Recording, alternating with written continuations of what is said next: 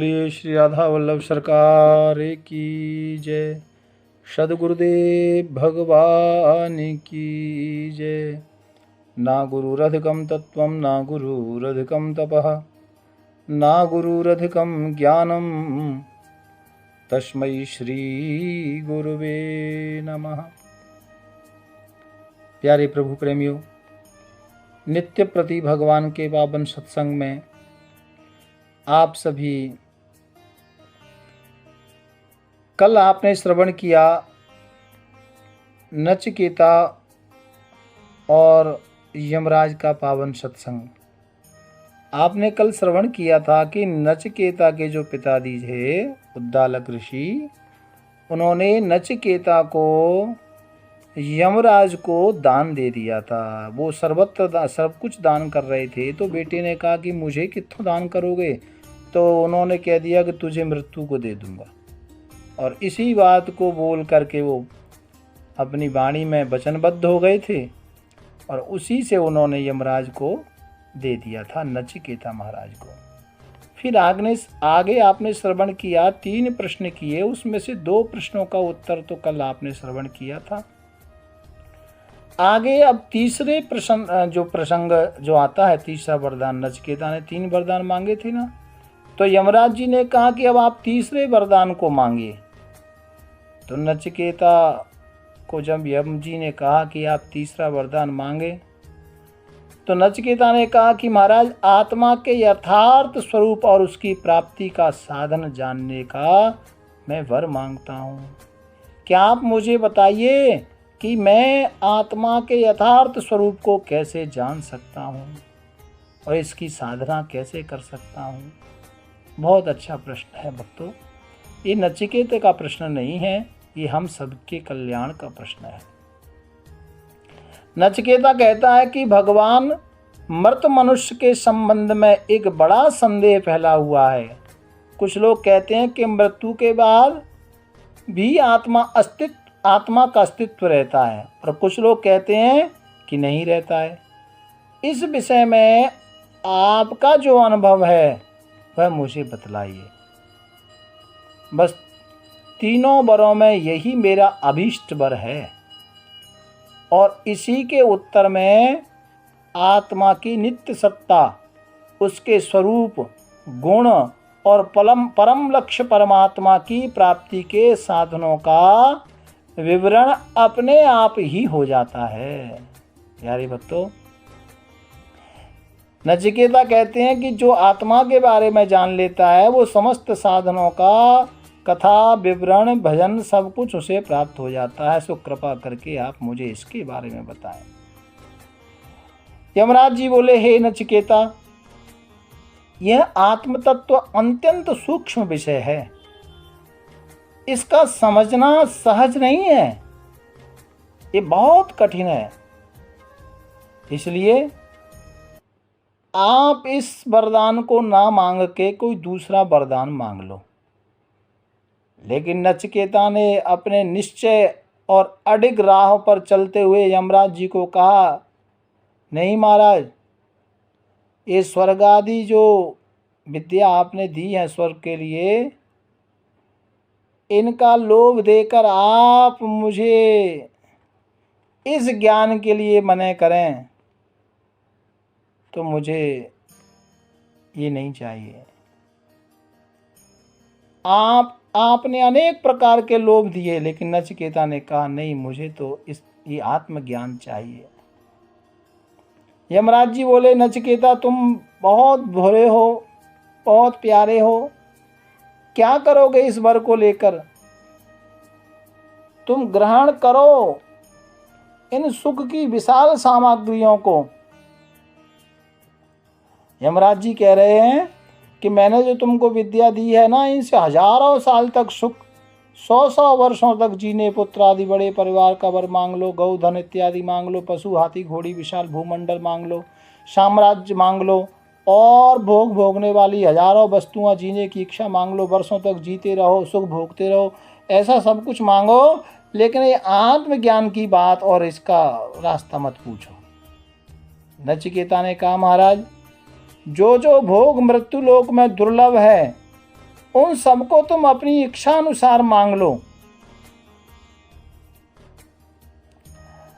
नचिकेता ने जब नचिकेता को कहा कि जो भी संसार में है, यमराज जी ने जो कुछ भी है वो सब मांग लो, इच्छा के अनुसार मांग लो, और हर तरह से संपन्न स्वर्ग की रमणियाँ जिनके लिए बड़े बड़े ऋषि मुनि भी ललचाते हैं, तुमको सहज ही प्रदान कर रहा हूँ, पर तुम्हें इन्हें ले जा करके अपनी सेवा कराओ। हमें सांसारिक भोगों के प्रलोभनों से जो जब नाना प्रकार के लोभ दिए कि आपको जो चाहिए आप ले लो, लेकिन ये आत्मबोध की बात मत करो। तब नचिकेता ने हाथ जोड़कर यमराज जी से कहा, न वितेन तर्पणीयो मनुष्यो लपश्मामहे वित्तमद्राक्ष चेतवा। ये कठोपनिषद के दूसरे अध्याय का श्लोक है। प्यारे भक्तों, नचिकेता कहते हैं, महाराज धन से मनुष्य कभी तृप्त नहीं हो सकता। जैसे आग में घी ईंधन डालने से आग और अधिक भड़कती है, उसी प्रकार धन और भोगों की प्राप्ति से भोग कामना और विस्तार उसका बढ़ता है, घटता नहीं है। भोगों में तृप्ति नहीं है। आप अनुभव शायद कर लिया हो या कर लेना, जितना जितना आएगा उतना उतना और लोभ और कामना बढ़ती चली जाएंगी।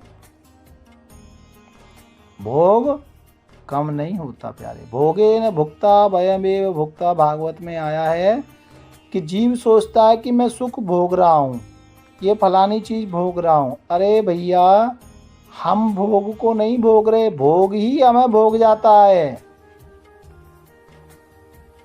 प्यारे भक्तों, नचिकेता ने यमराज जी महाराज से कहा, महाराज जिस आत्म तत्व को दुनिया पाना चाहती है, या जो आत्म तत्व सर्वोपरि है, ये आप मुझे लोभ ना दें, लालच ना दें। तीसरा वरदान जो मेरा है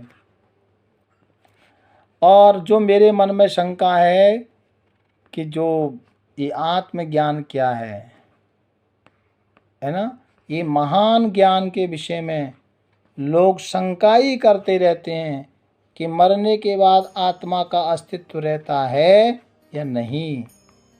इसके संबंध में निर्णयात्मक जो आपका अनुभूत ज्ञान हो, यानी जो निर्णय देने वाला आपका सर्वोपरि ज्ञान हो, वो ज्ञान मुझे कृपा करके उसी का उपदेश कीजिए।